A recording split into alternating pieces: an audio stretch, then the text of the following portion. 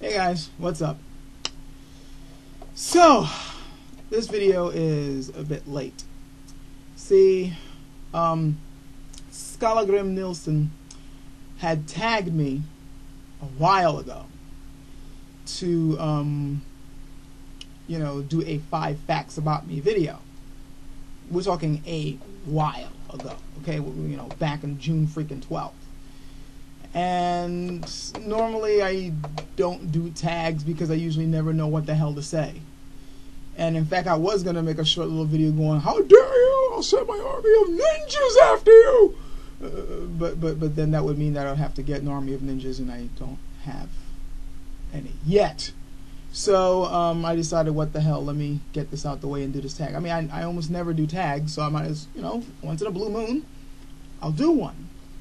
Though this one's it's weird. This is called 5 Facts Nobody Knew. And I don't really know how true that is, because somebody somewhere out there knows something about you. No matter how hidden you might think something is, somebody out there may know it. So saying that this is 5 facts nobody knew might be a bit extreme. Still, I'll say that these are 5 facts that most likely you guys don't know. How about that? And no, this is not going to be as nice as his video or other people's videos where they got, like, a special screen where it goes 1, then 2, or whatever, because that'll take time, and quite frankly, I don't feel like it. Okay. So, with that said, let's get into it. 5 things you guys most likely don't know about me. 1. I have a fear of large insects. No, stop laughing. Seriously, I have a fear of large insects. I don't like insects at all. Period.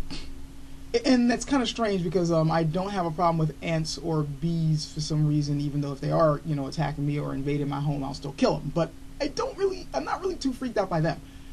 But other insects, especially the bigger they get, the more freaked out I get. Like, I start getting visibly disturbed when I start seeing large freaking, when they start getting bigger than the tip of the finger, that's when I start worrying. And when you start dealing with insects like that big, getting bigger and bigger and bigger, I literally flip my shit. I go nuts. Now, it's not like I go nuts like screaming and running for the hills. It's more like I just flip out and do whatever it takes to kill them, because it's like I almost feel like it's a threat to my life, seriously.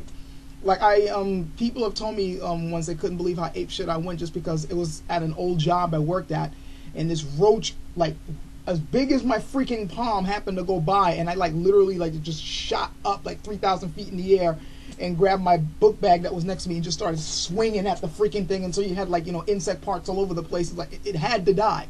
That's how I get around them. And again, the bigger they are, the more I have that response. I mean, to put this into perspective, you guys saw the King Kong remake? Remember that scene where they fell into that, that cavern and all those giant insects and worms and leeches and shit were killing them? I saw that scene once. I can never watch it again. Yes. That's how bad my, thing with large insects is. So, enough of that. 2. I am not a ladies' man. This may seem like a weird thing to put in the things you don't know about me, but there's a reason why I'm mentioning this. Every now and then, I get comments or PMs about how good I look, I guess, or how smooth I may seem to be or whatever, and it always kind of throws me for a loop because I really don't see myself that way, and I don't think I ever have. I grew up being the outsider, the outcast kid, the one that nobody ever looked at. While everybody else was being cool, I was the one, with my head buried in books and, daydreaming and playing Magic the Gathering with my fellow friends. I was not the one that, girls looked at.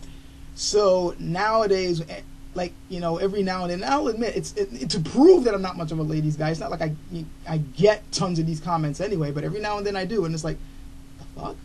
You sure you got the right person?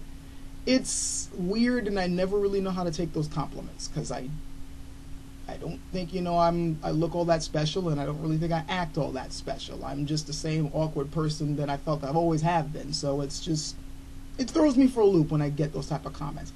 I'm not, trying to bash the people who give them to me, but it's just that in case you ever wonder, why does he, not seem to fully take the compliments? Because it's hard for me to, it's just like, oh, really? Oh, thanks, I guess. That's how I feel. So, yeah.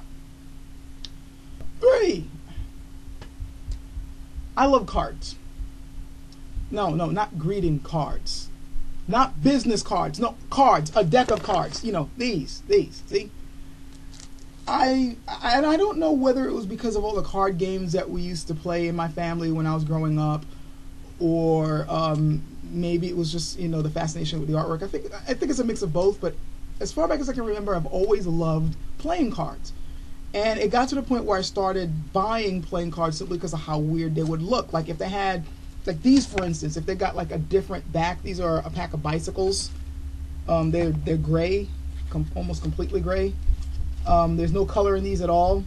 And they're one-sided too, that's weird. Like normally they got 2 different faces. This one, it's only, I don't know if you can tell because of the bad lighting, but these, they're only stand up, there's no double sides. Just to show you this, just one of them. I got tons of decks in the house. I got and all of them are different. And I don't know what it is. Like if the artwork is different or if they look strange, I have to have it. And this really started getting crazy when I was a teenager. I just started buying like B cards, for instance. For those of you who know that type of brand of cards, I really like the B Joker and that, so I ended up buying those, and also because they're pretty durable. Bicycles, of course, and all the different types. The tally hos I really like. And then recently I started buying illusionist playing cards and those are specifically for card magicians, and I love the way those cards look. That's, by the way, why I got into doing card tricks, because one day I'm like, damn it, if I'm collecting all these freaking different card decks, I should learn how to do something with it other than play games. So I started doing card tricks. But yeah, it's a weird quirk.